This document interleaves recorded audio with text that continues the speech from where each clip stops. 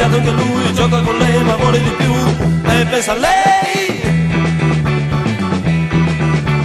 La notte è lunga, non dorme più, vede il sorriso di lei, scopre che può godere così senza di lei.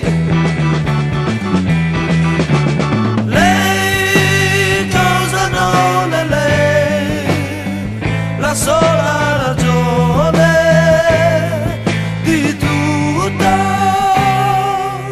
Ma cosa succede? Lui si sente stanco, pieno di vergogna.